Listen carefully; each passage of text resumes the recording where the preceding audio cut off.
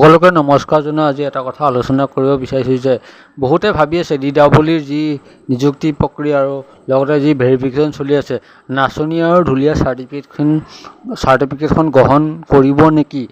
এই ক্ষেত্ৰত মই আপোনালোকক এটা ব্ৰেকিং নিউজ দিব বিচাৰিছোঁ। নাচনি আৰু ঢুলীয়া চাৰ্টিফিকেটখন কেতিয়াও গ্ৰহণ নকৰে, কিন্তু এই ক্ষেত্ৰত কোনসকল প্ৰাৰ্থীৰ চাৰ্টিফিকেট গ্ৰহণ কৰিব, যিসকল ব্যক্তিগতভাৱে কোনোবা এখন আন্তঃৰাষ্ট্ৰীয় পৰ্যায়ত আমেৰিকাই হওক বা লণ্ডনেই হওক বা জাৰ্মানীয়ে হওক তাত যদি অংশগ্ৰহণ কৰি এখন ঢুলীয়া আৰু নাচনী চাৰ্টিফিকেট লাভ কৰিছে, তেতিয়া তেখেতলোকৰ চাৰ্টিফিকেটখন গ্ৰহণ কৰিব। কিন্তু তাৰ পৰিৱৰ্তে অসম চৰকাৰে যিটো গিনিজ বুক ৰেকৰ্ড কৰিবৰ বাবে যিখন চাৰ্টিফিকেটৰ ব্যৱস্থা কৰিছিল, সেইখন চাৰ্টিফিকেট এখন সমূহীয়া চাৰ্টিফিকেট, কিন্তু এই চাৰ্টিফিকেটখন ব্যক্তিগত চাৰ্টিফিকেট নহয়। সমূহীয়া চাৰ্টিফিকেটৰ কোনো ইয়াত গ্ৰহণ নকৰে।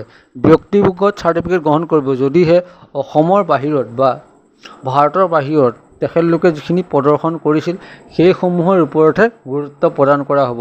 ইয়াকে কৈ মই ধন্যবাদ জনাইছোঁ। এয়া আছিলে আজিৰ তাৰিখৰ DWৰ কালচাৰেলৰ যি ভেৰিফিকেশ্যন হৈছিলে এই সন্দৰ্ভত এটা ব্ৰেকিং নিউজ বুলি আপোনালোকে ধৰি থওক। আপোনালোকে ইমান ভয় কৰিব দৰকাৰ নাই। পৰৱৰ্তী সময়ত সকলোৰে বাবে সোণালী সুযোগ আহি আছে।